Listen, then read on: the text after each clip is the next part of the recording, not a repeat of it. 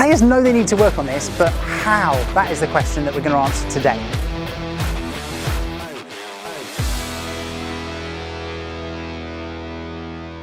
So many players understand that consistency is king in paddle. It's really, really important if you want to play your best level. So today we're going to give 3 tips on how you can train your consistency. So before we talk about how to improve consistency, let's just get a good definition of what consistency is. I'm not talking about just getting the ball over the net and into the other side of the court. At the beginner level, that might be your objective though. So if that's where you're at and that's what your focus is, that would be a good way to train consistency. But at higher levels, it means being accurate and being able to repeat that accuracy. So it might be for you where the lob goes up and you can hit 9 bandejas out of 10 into the same location, hitting the same glass and going at the same speed. That would be consistency with your bandeja. So it's not just getting the ball in, it's also about being able to repeat an accurate shot. So a really good shot to look at is the serve. Yeah, the serve at the beginner level, you might struggle to get the ball into the opposite box. And so for a consistent serve, you might just want to get that ball in, yeah, over the net and into that box and not make a mistake. That gives you a consistent first serve. But at a slightly higher level, that is not considered a good enough serve. So you want to become consistent with the accuracy of that serve. So your action therefore needs to be consistent and it is repeatable so that you can hit the ball so it bounces and hits the side glass off your serve 8-9 times out of 10, and then that would be considered a good consistent first serve.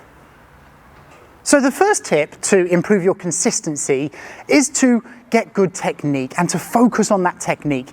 Because if we use the serve as an example, if you have a funky technique or you flick the ball or you do something weird with your technique and it's inconsistent in your swing, then it's going to be inconsistent in your result. Yeah, you want to make sure that you have a nice, simple, good technique, and if you can repeat that technique, then the result will also be repeatable. And now we're using the serve because it's quite an easy one to kind of focus on because you're in complete control of the timing of it, but it is the same with any of your shots. It's the same if you're going to use the back glass, for example. If the ball comes into the back glass and sometimes you're hitting like this, or you sometimes scoop, or sometimes you almost go too far back and you're reaching and your technique around the shot is not good, the result will not be consistent and repeatable. Whereas if you're always getting yourself into a good position, allowing the ball to come in front, and each time you get into this similar position with your contact in front and you show good technique, it is likely that the result will also be consistent and repeatable. Tip number 2 is to give yourself a specific target. Now, if you're in a position here and you're working on your bandeja and you can hit quite a nice bandeja, but your target area is just somewhere in the corner, then it's quite difficult for you to be repeatable and hit to the same spot, because that is a huge target area to give yourself. Whereas if you give yourself a target to say, right, I'm going to hit my bandeja and it's going to bounce once and then it's going to hit the front of the side glasses, and that's what I'm going to try and do with every single bandeja that I get, that will make that shot a lot more consistent because you're giving yourself a specific target. The same is with the serve. If you're going to serve, then imagine a target or a cone down right where you want it, so the ball is going to bounce and hit the side glass, or you might do the same down the tee. But it's really important to give yourself that specific focused target to aim for, because then it will make all of your shots a lot more accurate. The third tip is slightly more tactical, but that is to aim within your capabilities. So for example, you've given yourself a specific target, which was tip number 2. If you aim for a specific target that is, very small target, and it's 4 inches by 4 inches from the corner of the court, and you either win the point or you miss, then that is not a target that is probably within your capabilities. At the World Padel Tour level, the players have very small targets and they'll aim for, with their Vibra, for example, a small area down here because it's within their capability to do so, and they know that they can hit that consistently. But as the levels go down, you want that area, that target area, to get bigger and bigger so that actually it's within your capability to hit that. If the ball has gone up and you come back for a lob and you're actually too far back in the court and you want to hit, a really aggressive Vibra shot to a small target, then you are more than likely going to make a mistake and therefore you will not be consistent.